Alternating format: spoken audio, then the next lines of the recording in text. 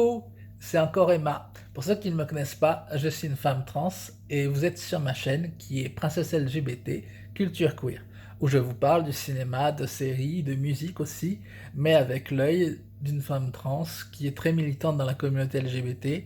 Et donc je vous parlerai de films qui concernent l'homosexualité, la transidentité, des personnages bisexuels, la sexualité aussi. J'ai l'intention de vous parler vraiment de toutes les personnes qui figurent dans la communauté LGBT et toutes les représentations, qu'elles soient au cinéma, dans les séries ou dans la musique.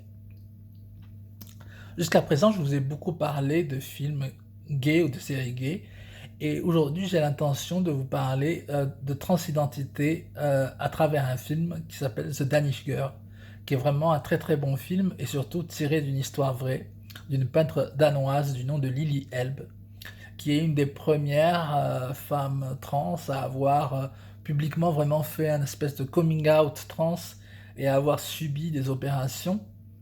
Euh, et donc c'est un personnage important pour la communauté trans et hélas son nom on en parle très peu. C'est quelqu'un de trop peu connu je trouve.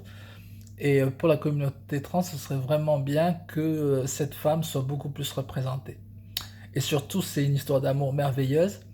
Je vais vous un peu expliquer le pitch du film. Donc en fait Lily Elbe donc est une femme trans. Donc à la base elle était identifiée comme un homme par rapport à comment on l'avait assigné à la naissance. On l'avait assigné en tant qu'homme, donc elle vivait une vie d'homme, mais en fait intérieurement, comme moi et comme toutes les femmes trans, elle s'était toujours sentie différente. Et un jour que sa compagne veut peindre un tableau féminin, elle demande à Lily, qui n'est pas encore Lily à ce moment-là, de mettre une robe et de poser pour elle. Donc sa femme peint et elle dit maintenant pour certains modèles féminins parce que tu as des airs quand même très féminins, j'aurais besoin de toi et tu pourrais poser sous le nom de Lily. Donc elle pose sous le nom de Lily et puis au fur et à mesure elle se rend compte qu'elle aime porter des robes, qu'elle aime se maquiller et puis elle va aimer commencer à sortir peu à peu comme ça de temps en temps et de plus en plus souvent. Et puis quand elle va commencer à se présenter aux gens dans les galeries et partout, elle va dire qu'elle s'appelle Lily. Et quand elle se genre au féminin, quand les hommes la regardent enfin comme une vraie femme, là elle se sent vraiment heureuse et épanouie. Elle finit à dire à sa compagne, mais oui, en fait, j'ai toujours été une femme. Je suis sûr maintenant que je suis une femme. Et sa femme, d'ailleurs, dans le film, lui dit cette phrase très belle aussi, en lui prenant la main. Oui, moi aussi, je sais que tu es une femme. Euh, Ça, j'en suis persuadé, elle lui dit. Et du coup, ça montre l'amour de cette femme, en fait, pour Lily, qu'elle continue à l'aimer, même avec son coming out. Et donc, elle la soutient. Elle soutient sa femme Lily. Elle la soutient dans sa transition.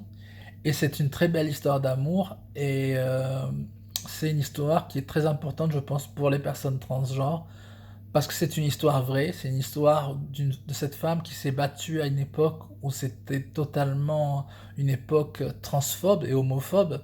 Il y avait beaucoup de haine et de ressenti de la part des dirigeants, des politiques, des scientifiques et de la religion. Parce que là, il n'y a pas que les religieux qui sont homophobes, il y a aussi beaucoup de gens qui étaient scientifiques, des psychanalystes et tout ça, qui étaient ouvertement homophobes et transphobes à cette époque-là. Et Lily a eu le courage d'affronter le regard de ces hommes transphobes et d'assumer la femme qu'elle était ouvertement. Donc je pense que c'est un modèle pour beaucoup de femmes trans comme moi, en tout cas. Et c'est un film qui m'a vraiment ému aux larmes.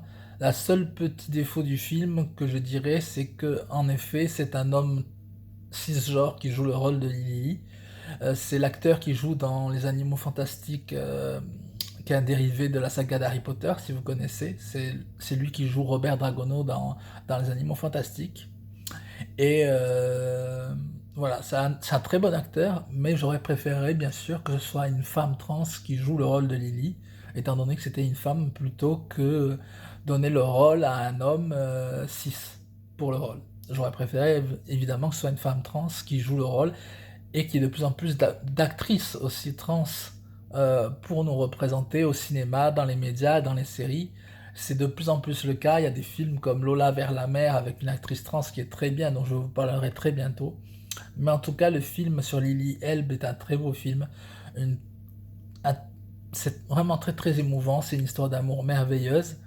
L'histoire de elle et sa femme aussi. Et c'est une histoire de courage. Voilà, c'est une véritable histoire en plus de cette artiste peintre, dont on peut voir les tableaux d'ailleurs, hein, parce qu'elle avait un vrai talent d'artiste peintre. Hélas, elle est décédée très jeune des suites des opérations, parce qu'à l'époque, on n'était pas aussi bien au niveau des opérations qu'on l'est aujourd'hui. Du coup, elle est morte suite à ce qui s'est passé dans sa dernière opération.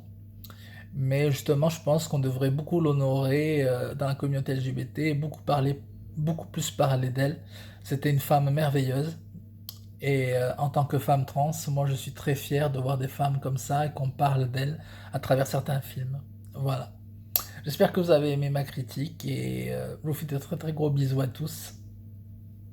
N'oubliez pas, la normalité n'existe pas. Assumez-vous tel que vous êtes. Vive la communauté LGBT. Bisous.